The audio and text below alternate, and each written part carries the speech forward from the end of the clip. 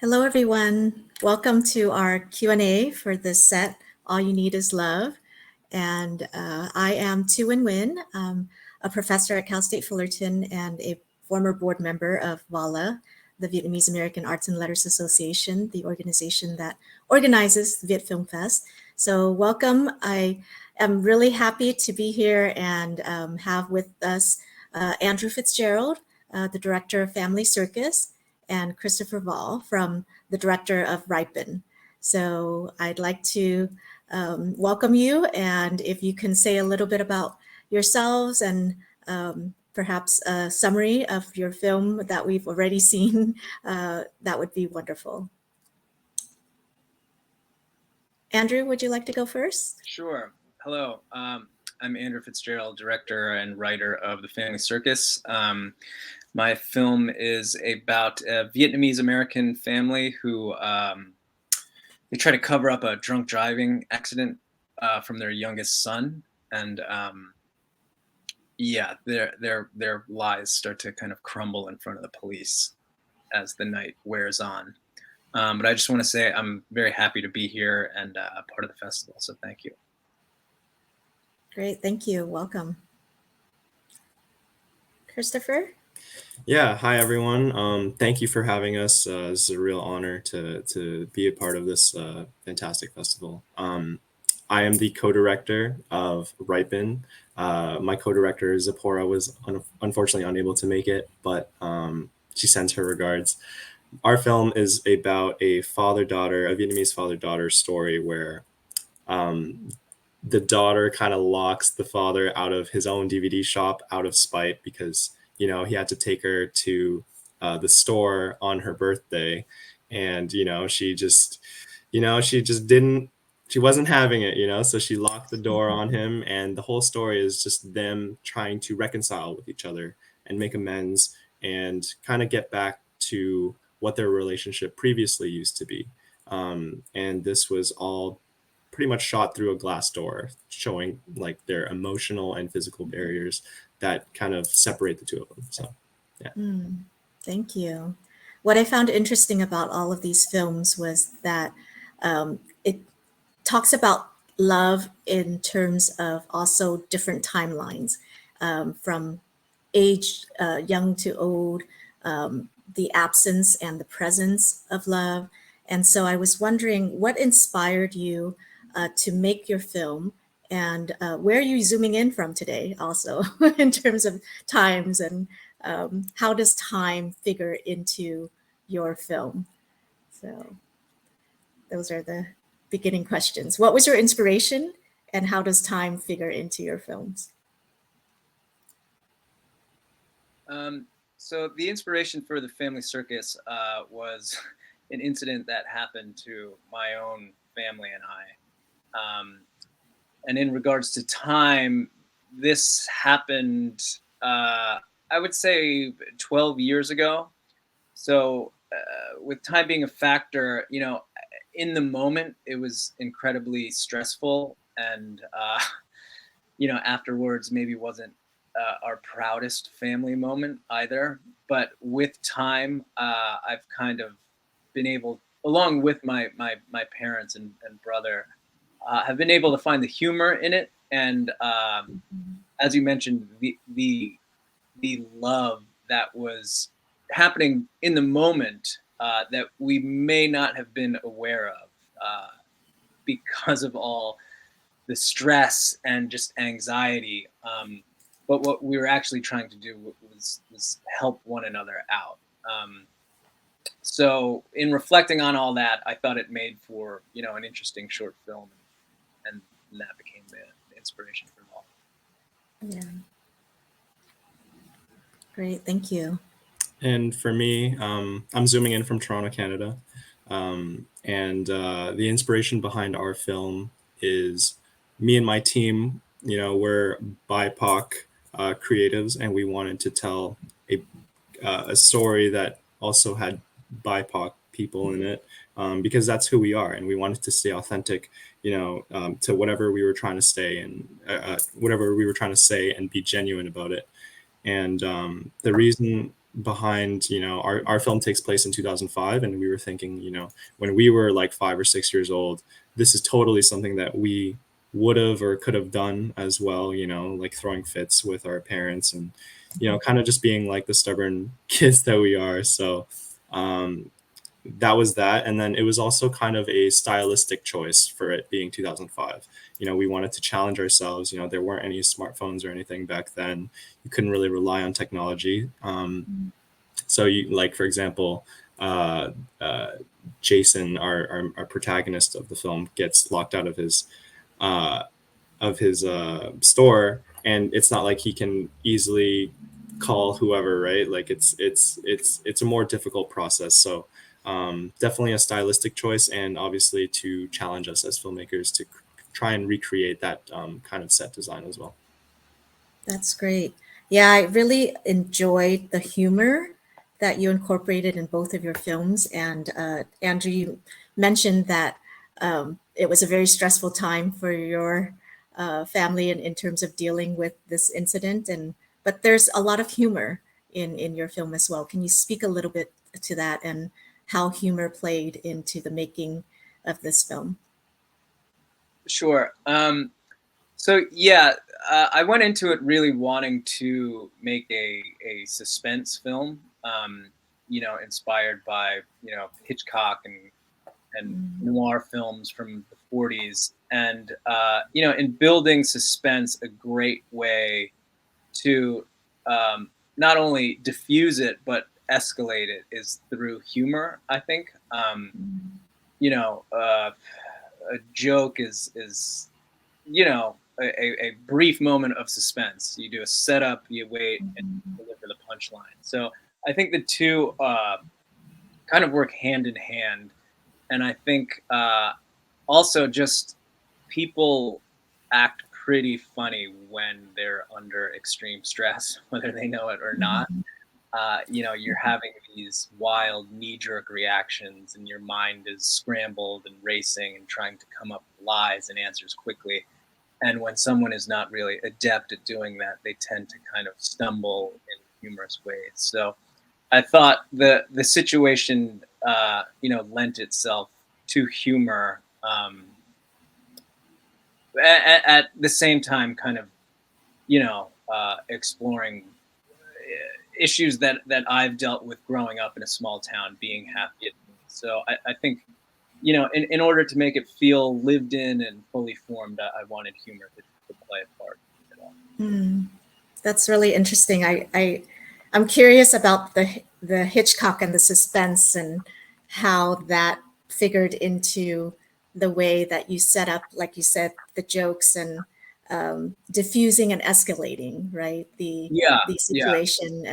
And one of the scenes in the film that I really thought was a breakthrough was when the mom speaks in Vietnamese, and it's what was your thought process in terms of incorporating that language and putting that into the film? Yeah. So much of the film is about miscommunication and misunderstanding. Everyone is talking over each other, and they're not receiving what the other person is saying, and that leads to both the tension and the humor throughout the film. And it isn't until the mother speaks in Vietnamese that everyone realizes what she's saying, even though they might not understand the words coming out of her mouth. They understand the emotion of the incident. So I thought it was just a really good way to kind of bring that out of the story. And funny enough, it actually wasn't originally scripted. That came about after the second day of shooting. We left feeling kind of like something was missing. So I called Elise, who plays Lynn in the film, and we just talked about it and talked about how, it really seemed like Lynn, the mother, needed to kind of take control of the film at that moment. So we kind of just brainstormed, went back and forth the night before our final day of shooting. I wrote up, what I thought the dialogue should be. and she translated it into Vietnamese, and what you see in the film is the first take of her performance, I think is the most powerful moment in the film. Yeah, definitely. Oh, interesting. Thank you for that behind the scenes explanation. That's awesome. Chris, I also saw a lot of humor in your film as well. How did that play a role in the development of your story? Yeah, so I didn't officially write the script. My co-director and writer Zipporah wrote the script, but when we talked about it, you know, a lot of Vietnamese culture, like we kind of incorporate humor into our daily lives, you know, whether that's, you know, chatting with your parents or whatever, you kind of sneak some conversations in, some jokes there. But also, you know, just the essence of working with a 5-year-old little girl, you know, it's just by nature that things are going to be funny, and the way that An is in the film, you know, she likes to, you know, copy her dad because her dad is like this, you know, father figure obviously, but also like someone that she really looks after, and so that's why she kind of copies him, kind of like a parrot, like we talked about in the film. But yeah, you know, like just silly little things, you know, working with a 5-year-old is very tough, but she makes things very interesting and very fun for us as well. So Yeah, she was great. And how did you find her for the film? we worked through a casting agency, and we were kind of like, we put out a kind of like a casting call, and then we looked at self tapes. We shot this during COVID, so unfortunately everything had to be like, you know, online. And then yeah, we kind of just did some chemistry reads with, you know, different girls and different Jasons, for example, and yeah, Kendall was the one that we ended up choosing, and she killed it. So Yeah, that's great. And is it correct that the film was a student project for your college? Was yeah, it yeah, so it was yeah, our 4th year practicum, like thesis film. So wow, yeah, yeah, it's great. that's great. So is this your first film? I'd say it's my first official film. Yes. Yeah. I made some Okay. short films before, but this one, like, we were lucky enough to have, you know, the privilege of, you know, having all of the camera equipment within our school and stuff. So using like the RE cameras, you know, industry standard cameras, and like a huge Mhm. budget and stuff like that. So it was definitely a great learning experience for sure. That's great. Yeah, you had mentioned earlier that this was a very stylistic film for you. So, sort of similar question to what Andrew, in terms of the suspense and Hitchcock influences. What were your influences in terms of style? In terms of style, we had definitely walked away from, you know, Bong Joon-ho's Parasite, for example, and Shoplifters, like the color grading in that. So there's a ton of films that came out in the last few years that, you know, we kind of watched all of them and kind of created a mood board based off of like all of those fantastic Asian films that, you know, came out within the last 5 years or so, and decided, you know, okay, let's take a bit from, you know, this film, let's take the color grading from this film, let's take like the music from this film, and kind of put it all together and try and create our own style for Ripen. So Mm, that's great. Thank you. Andrew, your film premiered at Sundance this year. Is that correct? That is, yeah. Yeah. How was that experience? It was incredible. So this was the second short I've had play at Sundance. The first one was in 2017, and it was just a nerve-wracking experience. It's kind of a blur, but this time I went into it just telling myself I'm going to enjoy the moment, and my family came out with me, and they saw the film first time at Sundance and got to meet the actors that were portraying them. So it was a really special moment, and for this film specifically to be able to share it with my family there it was a great moment. Wow. So did they have what was their reaction to the film? My mom was initially nervous that you know, the police were going to reopen this case after seeing take the entire family to jail. But I think once everyone saw it, they realized it wasn't a complete, you know, truthful retelling of the incident, but you know, an elevated kind of embellishment. So in the end, I think they're very proud of it. That's awesome. So yeah, family figures very importantly in both of your films. And so also the titles of your films. Can you say a little bit more about the titles and the meaning behind the titles?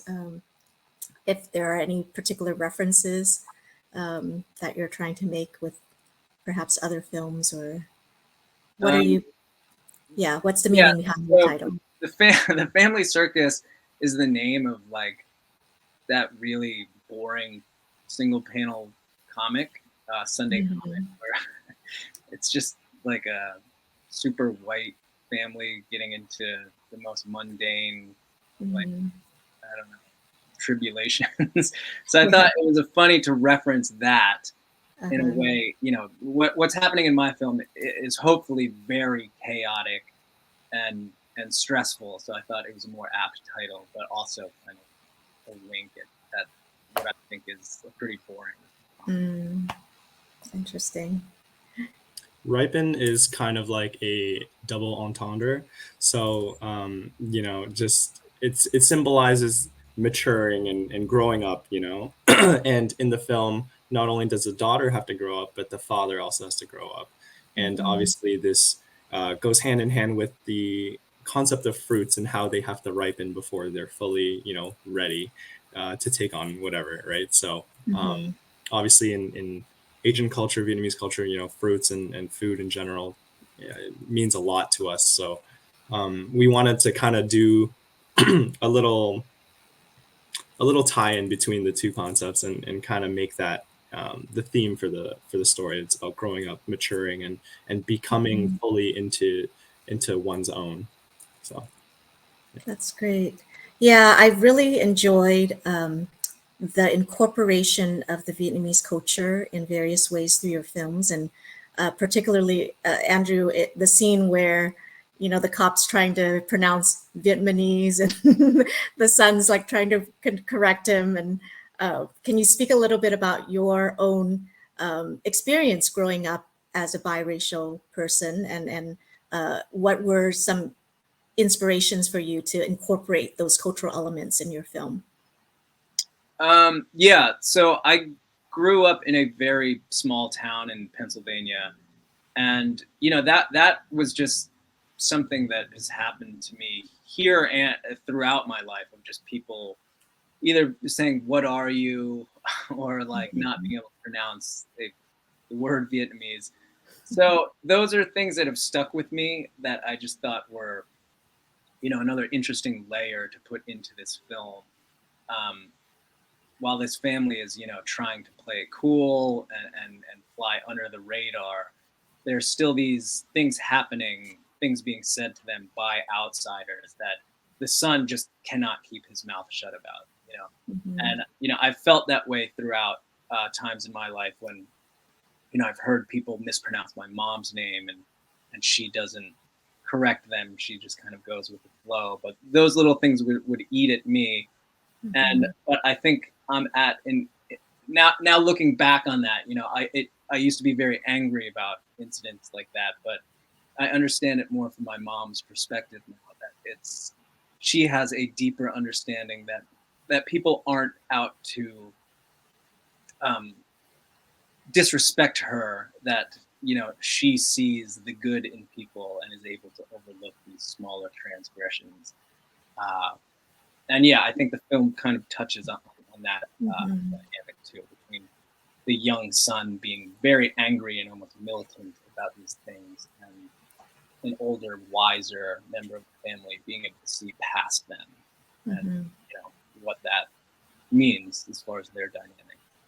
Yeah, I could definitely relate to that because when I first came to America, we lived in Virginia Mhm. for about a year, and I was one of maybe only two Asian kids in the entire school. And I would, yeah, even just growing up in California, once we moved here, and I traveled around, and people would ask things like, "Yeah, where are you from? Where are you really from?" Right? Right. Yeah, or make comments like, "You speak English really well," and you know, those types of comments. And so I think it's really interesting how also, Chris, your film, where you have the scene about the name, right, Annie's name, and how it's actually written and pronounced in Vietnamese.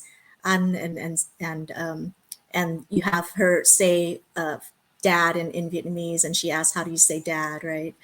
So can you speak a little bit about how that also figures into your film, and what was the inspiration for adding those cultural elements? Yeah, for sure. I feel like, you know, being part of, a Vietnamese family, and especially living in North America, there's this tendency to kind of, adapt your identity to kind of fit the mold of what you should be. And if you go to school, it's hard to have a name that is foreign or international, for example. So I know a lot of my friends have kind of adopted an English name, and so we kind of wanted to sneak that little element in there to kind of showcase, that is a real reality that a lot of people have to go through when they immigrate to North America, or Western civilization in general.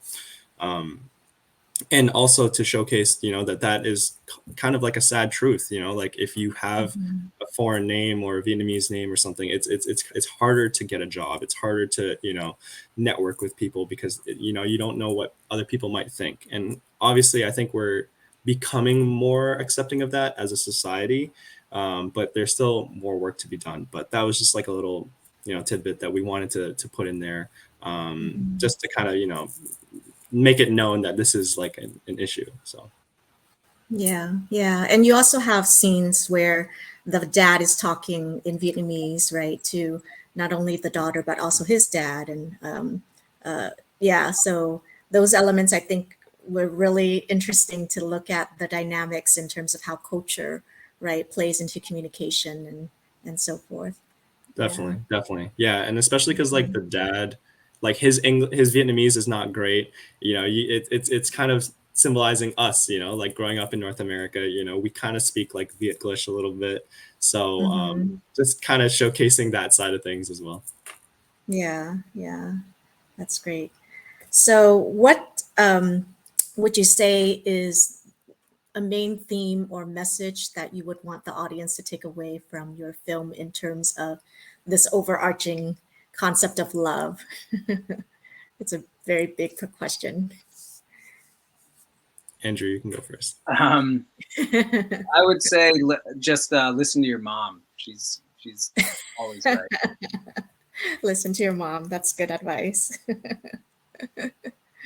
I feel like, yeah, like listening to your parents is a huge theme, just because of, like they sacrificed a lot. I know you hear that a lot, but, they sacrificed a lot for you to, have the life that you have. And I think that's really important to kind of, pay respects to them and stuff like that. But generally speaking, I think it's important that we keep telling diverse stories, and, about the Asian diaspora and Asian experiences, because that's the age that we're in, and a famous quote from Viola Davis, she said that if they exist in life, then we should see it on TV. So I think that's a quote that really resonates with me and continues to motivate me to kind of create films that, that I feel impassioned by. And obviously, like the Asian experience for me is something that I want to continue sharing as well. So yeah.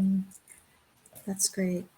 Can you share a little bit more about what your future plans are, and any upcoming film projects or other projects that you're working on currently? So yeah, I'm currently working on a documentary film right now, and it's about the lack of Asian representation in the NBA. So I currently work as an associate producer for the Toronto Raptors, and working for an NBA team has been extremely cool. But as kind of like my master's project and my research, because I did my master's as well last year, I wanted to delve into why, we don't see more players like Yao Ming and Jeremy Lin in the NBA. So I conducted a lot of interviews with people around the league, coaches, analysts, scouts, for example, bunch of people, and kind of getting to the bottom of, why we don't see as much Asian representation in the NBA compared to like other sports, for example. So that's currently in post-production right now, and hoping to release it for Asian Heritage Month of next year. Wow, that's awesome. We hope to see that at Viet Film Fest next year. For sure. Yeah. For sure. I love basketball, so I played in high school, and I'm Awesome. currently helping with my son's basketball teams. But That's awesome. yeah, that's really, really interesting. And I'm wondering in terms of just general representation, and this documentary on sports, do you feel that it has gotten better in terms of representation in film and media in general, or? Definitely, yeah. I think there's a bunch of films that came out that have Asian leads in it that are sports related. And I feel like this is only the beginning. I think it's the onus is on us to continue creating films that empower who we are and empower our communities as well. That is definitely one of my biggest priorities as a filmmaker, because a lot of the stuff that we already see on TV, that's already a thing. It's up to us to kind of carve our own path and really tell the stories that we want to tell. So That's great. Andrew, how about you? Any upcoming projects or? Yeah, so I'm currently just trying to get first feature off the ground. So I have that script finished. It's a crime thriller about auto insurance fraud ring in Philadelphia. So yeah, just now with the strike over, I think everyone is trying to shake off the cobwebs and figure out how to take the first step out of it and get back to work. So that's my goal right now. Yeah, that's great. Yeah, and you mentioned the strike. How has that affected you as filmmakers? Yeah, so I primarily work as an editor and just started directing TV at the end of last year. So it was, a complete stoppage for me, which I was totally okay with because I'm on board 100% with what the WGA was asking for and what SAG is currently asking for, because I think, with streaming kind of changing the landscape of it all, there were a lot of things that needed to be addressed, and it seems like they were. So I think we're headed in the right direction. It took some time and some pain, but I think it'll be worth it in the end. That's great. Chris, have you been affected at all by the strikes in the US, or have you had any similar experiences in Canada? No, I'm fortunate enough to, have not been affected by that, but I know a lot of my peers, they work in the film industry pretty heavily and working with like the Directors Guild of Canada and stuff like that, and they're strongly affected by it. But we stand in solidarity with the writers for sure. Yeah, I know there's so many aspects to making a film, and as directors, as writers, you have one specific view of things, but do you want to say anything about the other behind the scenes or production design, cinematography, stylistically? What were some challenges perhaps that you encountered in making your films? I think the biggest challenge for us was it was challenging, but it was also rewarding at the same time, and that was working with a 5-year-old girl. Obviously, something completely new for all of us. We had never worked with a child before, and it was super, super difficult. Just trying to get her attention, on track and stuff like that. But she was the most sweetest little girl we've ever met, and she was so great to work with. On the I think it was the last day of our shoot, she ran out of energy. Like, she was completely just done. It was like super late at night. We were like waking up our neighbors because we were just like, the set was just so loud and all that stuff. And she was just done because we asked her to do a few retakes and she just wasn't having it. So we knew that she was like a big Blackpink fan. And we had already prepared like a Blackpink toy to give her at the end of the shoot. But that was kind of like we called it like our secret weapon. So we pulled it out at the right moment. We were going to give it to her after the shoot, but we used it to kind of re-energize her. And she was so happy. She was like giving everyone hugs. She was absolutely adorable. And that basically pushed us over to the finish line, because if we didn't do that, I don't even know if we'd have like an ending to the film, to be honest. So yeah.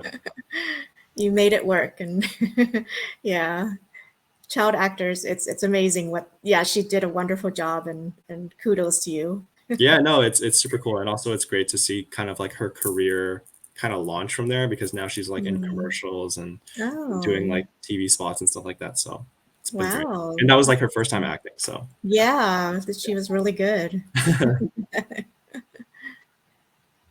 Andrew, what were some challenges for your film? As far as challenges, I think, well, you know, anytime you're making a short film, you're just, or just any film, it's just a series, one challenge after the other.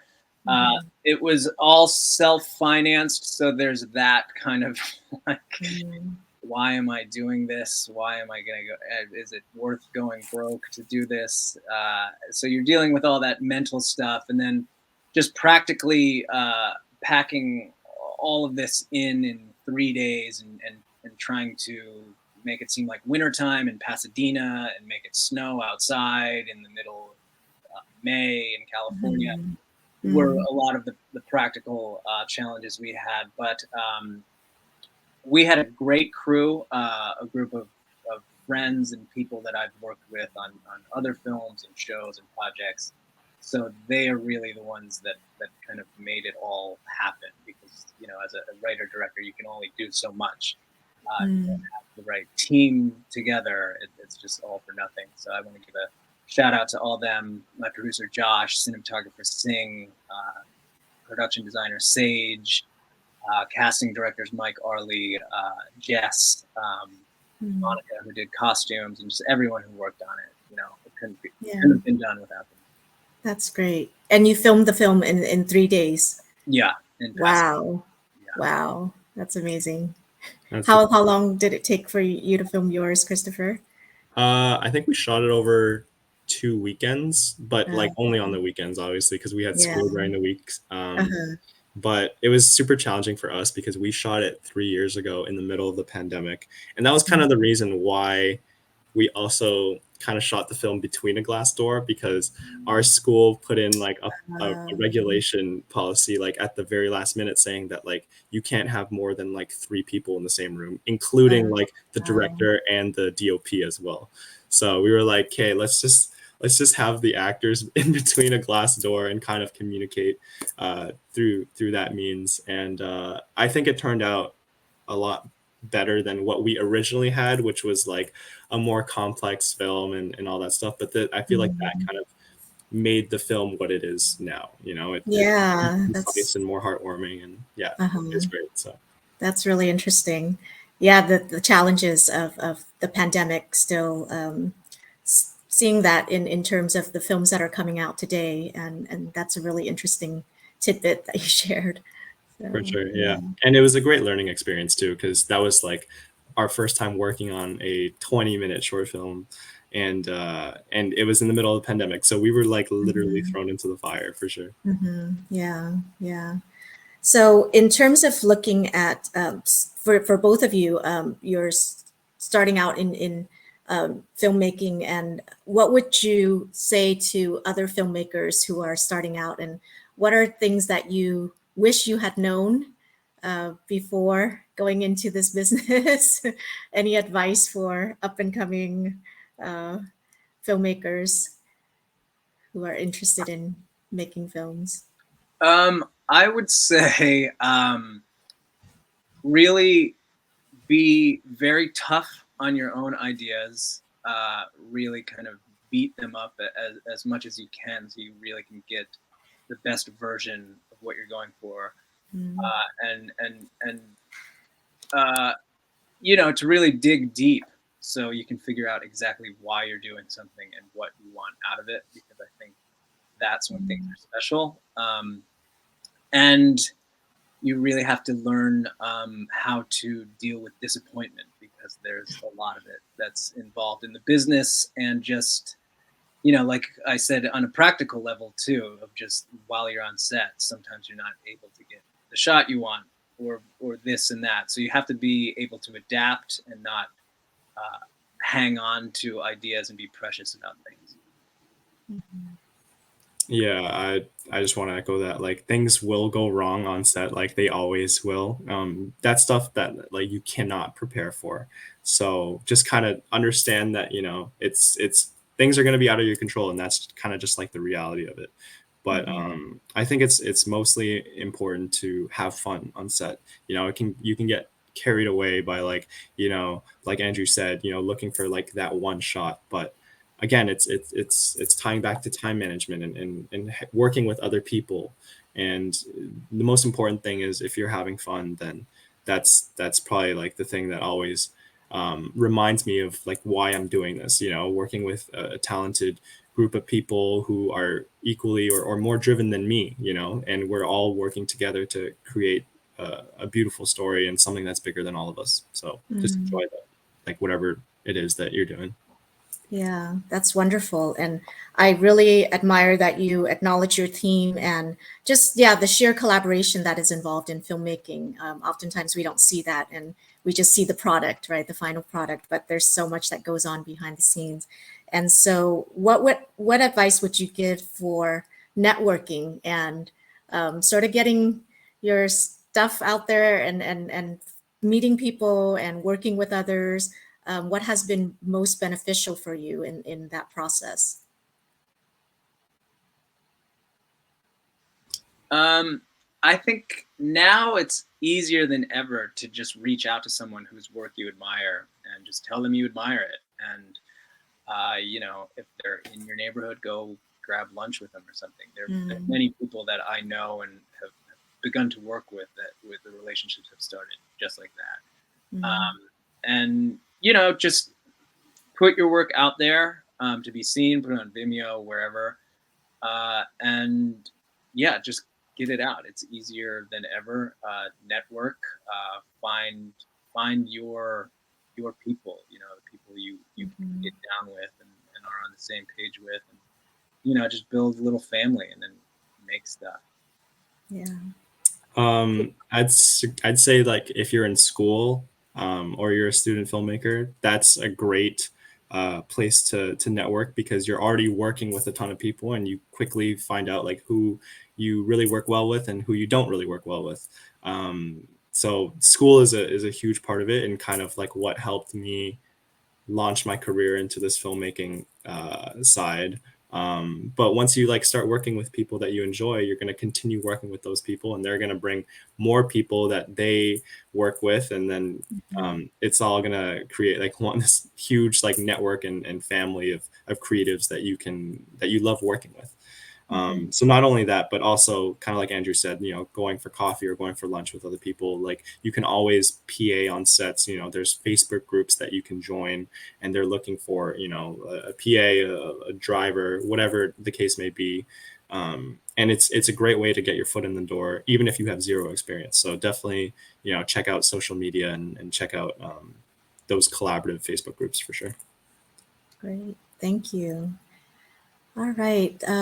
We'll wrap this up. Is there any other things that you would like to comment on, things that we didn't cover that you think is important that the audience should know about your film?